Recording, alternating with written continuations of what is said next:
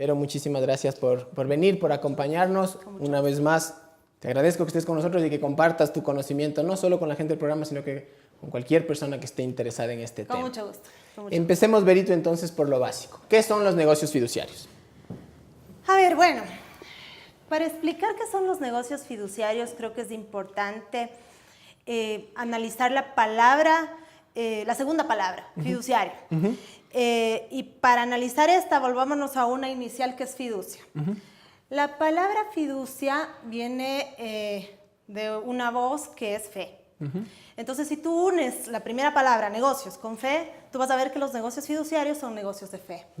Así que eso es lo que son negocios de confianza que han sido establecidos en la norma actualmente y que se dividen básicamente en dos. Te voy a hablar de la normativa ecuatoriana. En la normativa ecuatoriana tenemos dos tipos de negocios fiduciarios. Además, creo que es importante hacer una aclaración. En toda esta conversación que vamos a tener tú y yo hoy, vamos a hablar de los negocios fiduciarios desde una perspectiva mercantil, no civil. No civil. Eso te quería pedir que nos aclares la diferencia entre en el Ecuador llamado negocio fiduciario, los dos tipos, y la fiducia que está contemplada en nuestro Código Civil. Me parece que está contemplada como una limitación al dominio incluso. Correcto.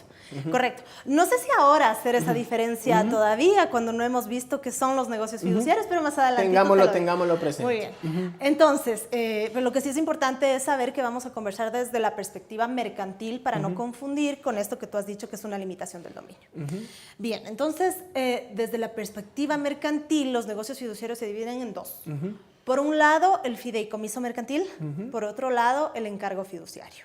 El fideicomiso es el que creo que todo el mundo más conoce, ¿sí? Lo que vamos a hacer, y ya me anticipo, este video va a estar dividido en dos partes. En esta primera parte me gustaría que hablemos de generalidades de los negocios, tanto del encargo fiduciario como del fideicomiso, y en una segunda parte nos dediquemos solo a analizar los tipos de fideicomisos mercantiles y el funcionamiento de cada uno de ellos. Es un poco complicado no mencionar cuáles son los tipos, pero voy a tratar. Sí, solo por fines didácticos. Bien. Bueno, entonces veamos qué es el fideicomiso mercantil. El fideicomiso mercantil, por definición legal, es un contrato. Muchas veces es complicado definirlo y complicado explicarlo, pero si partes de la idea de que es un contrato y que un contrato es un acuerdo de voluntades, el fideicomiso no es otra cosa que eso. Un contrato a través del cual una persona que se llama constituyente transfiere bienes o derechos a otra persona que se llama patrimonio autónomo o fideicomiso. Ahí la primera aclaración, Berito. De lo que hemos conversado en algunas otras ocasiones contigo, Ecuador es de los pocos casos donde existe un patrimonio autónomo, y creo que ahí es donde cuando empiezas a estudiar la figura te empiezas a perder. Porque claro, si lees literatura de otros países ves que esto va a un patrimonio separado, pero del fiduciario, de una persona natural o jurídica. Aquí no, aquí va un patrimonio diferente de las personas que componen toda la figura. Sí, bueno, en otros países, en el nuestro también, en ciertas normas y en ciertos contratos, tú vas a encontrar que el fideicomiso puede ser considerado como un patrimonio con fines específicos. Es correcto, lo que tú dices es correcto, porque la Ley de Mercado de Valores, contenida en el libro segundo del Código Monetario y Financiero, establece que el fideicomiso tiene personalidad jurídica. Y eso significa que cuando tú firmas un contrato como estos, tú creas una nueva persona. Y sí, por supuesto, eso pasa solo en el Ecuador. Muy bien. Y en clases, por ejemplo, cuando les comento este tema a los chicos de la personalidad jurídica, lo primero que me dicen es, entonces es una compañía. O funciona como una compañía. Y ahí tú, por favor, acláranos esa duda. ¿Funciona como una compañía? ¿Es una compañía? Vamos a ver.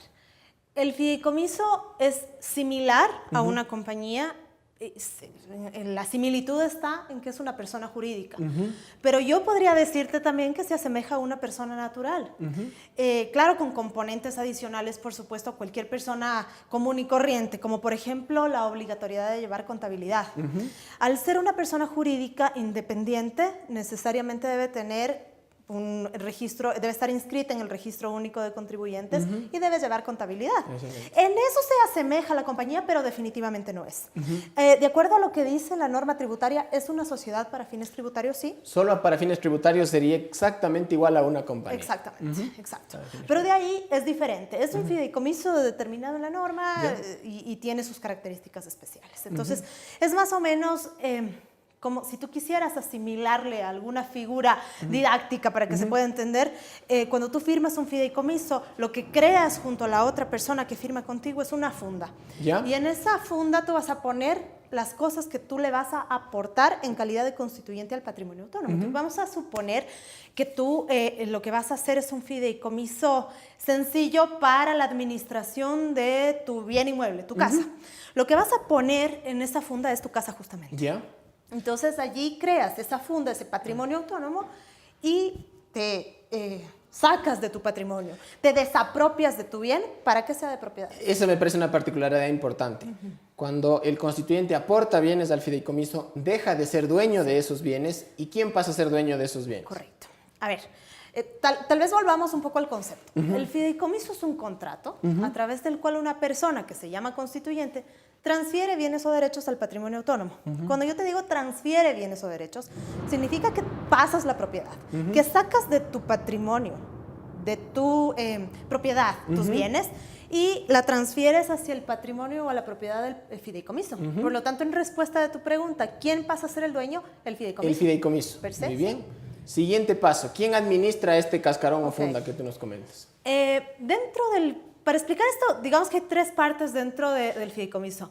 Tal vez a mucha gente que ve el video no le guste mucho que yo diga esto, porque para mucha gente, como por ejemplo para la superintendencia de compañías, para muchos funcionarios de la superintendencia de compañías, porque no hay una norma, no hay una doctrina, no hay algo que te lo diga, pero en múltiples ocasiones, en muchos oficios recibidos por la superintendencia, por ejemplo, te dicen que solamente hay dos partes en un fideicomiso. Para mí hay tres. Claro. Y ahora te digo quiénes son. Por un lado, el constituyente, que ya decíamos que es esa persona que genera el patrimonio autónomo y que transfiere los bienes. Por otro lado está la administradora, que en respuesta a tu pregunta, ¿quién administra? Es una tercera persona que necesariamente, de acuerdo a la norma ecuatoriana, debe ser una persona jurídica, SA.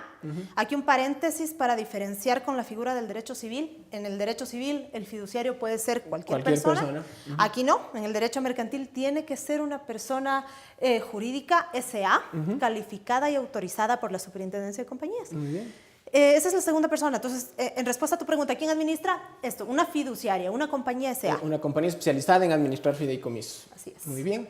Y la tercera parte de la que yo te quiero hablar es el beneficiario. Entonces, completando la definición, el fideicomiso es un contrato a través del cual una persona que se llama constituyente genera un patrimonio autónomo y transfiere bienes o derechos hacia el fideicomiso con el fin de que un tercero que se llama fiduciaria administre ese patrimonio en beneficio de un tercero que se llama beneficiario. Entonces, bueno, de la explicación que tú nos das, existe claramente tres partes: constituyente, fiduciaria, beneficiaria. Correcto. A ojos del ente de control, ¿por qué solo hay dos partes? ¿Porque es la misma persona constituyente y beneficiario? ¿O cuál es la Puede ser, hay varias razones. Lo que tú has dicho es muy importante. Esta tercera persona, el beneficiario, puede, o la calidad de constituyente y beneficiario puede confluir en una misma persona. De tal suerte que si tú no defines quién es el beneficiario en un contrato, será siempre el constituyente. Pero no puede existir un fideicomiso sin beneficiario. Claro. Puede confluir, pero no debe confluir. No necesariamente. Es decir, beneficiario sí puede ser una tercera persona distinta a la del constituyente. Correcto, correcto. Excelente. Incluso, como dice la norma, y aquí una diferencia entre constituyente y beneficiario. El beneficiario puede ser una persona que existe o que se espera que exista. Incluso, si tú piensas en quién puede ser una persona que se espera que exista, puede ser un niño que está por nacer, por ejemplo, o puede ser también una compañía que está por constituirse. Siempre y cuando sea determinable, asumo. Correcto. ¿Ya? Y mientras no pase eso, ¿qué pasa si el niño que está por nacer no nace? O si la compañía que está por constituirse no se constituye. Siempre el beneficiario será el constituyente. Será el constituyente. Correcto. Una particularidad con la que me gusta cerrar este tema del fideicomiso, y es el aporte de bienes que hace el constituyente al fideicomiso. Tiene ciertas particularidades en la legislación, o no sé si tenía ciertas particularidades, que es básicamente el tema tributario. ¿Qué nos puedes comentar de este tema? Sí, digo, cuando tú dices tenía, no sé si te refieres a la ley, a la nueva ley conocida como la ley de plusvalía, de la que podemos hablar en un minuto, pero de acuerdo al artículo 113 de la ley de mercado de valores, el aporte a título de fideicomiso mercantil está exento del pago de impuestos. ¿Ya? Es decir, Impuestos a la transferencia. impuestos a la transferencia. Es decir, no paga, si es que se trata de un bien inmueble, al cabal, a plusvalía, etcétera. Y si es que se trata de un inmueble, no paga IVA. Pero con la ley de plusvalía sí cambia un poquito, sobre todo para los, o mejor dicho, únicamente para los fideicomisos inmobiliarios. Con fines inmobiliarios. Muy bien, hemos definido, me parece que de forma bastante clara, cómo funciona un fideicomiso mercantil. Ahora me gustaría que de forma muy rápida hagas la diferencia con los otros tipos de negocios fiduciarios que son los encargos fiduciarios. Perfecto. A ver, un encargo fiduciario es lo que todo el mundo podría asimilar a la figura del poder. Es decir, un mandato que se diferencia del aspecto civil por cuanto resulta irrevocable. Irrevocable. La irrevocabilidad es lo que define un poco a ambos negocios fiduciarios, ¿no? O sea, tú firmas el contrato y luego no te puedes retrotraer, si no es con la voluntad de todos, por supuesto. Entonces, es un mandato que tú le otorgas a la fiduciaria para que esa fiduciaria actúe en tu nombre y representación. La diferencia con el fideicomiso mercantil, si es que allá es a donde vas, es que con el fideicomiso mercantil se genera una persona jurídica de la que hablamos hace un momento y con el encargo fiduciario no. ¿Eso qué quiere decir? Que los bienes siguen siendo de propiedad del constituyente. Eso es importante. No existe, en cuanto a las diferencias entre encargo fiduciario y fideicomiso, en el encargo no existe transferencia de dominio, en el fideicomiso sí, en cuanto a los bienes que los destina el constituyente. Correcto. Vamos a poner un ejemplo para que se vea como claro gráficamente una diferencia entre un fideicomiso y un encargo fiduciario. Vamos a suponer que en ambos negocios fiduciarios tenemos una instrucción para la fiduciaria que dice: abra una cuenta corriente. Esa es la instrucción en uno y en otro. Para que tú veas la diferencia, en el fideicomiso, la cuenta debería abrirse a nombre del fideicomiso, porque al firmarlo tú has generado una nueva persona. En el encargo fiduciario, la cuenta debe abrirse a nombre del constituyente. Del constituyente. Porque no se ha generado una nueva persona. Tercera persona. Excelente, pero muchísimas gracias por esta primera parte. Queda clarísimo la diferencia entre fideicomiso mercantil y encargo. En una segunda parte, más adelante, vamos a revisar los tipos de fideicomisos mercantiles y es ahí donde entra un poquito más ya la parte práctica de cómo operan estos en la realidad. Claro que Muchas gracias, Vera. Con mucho gusto.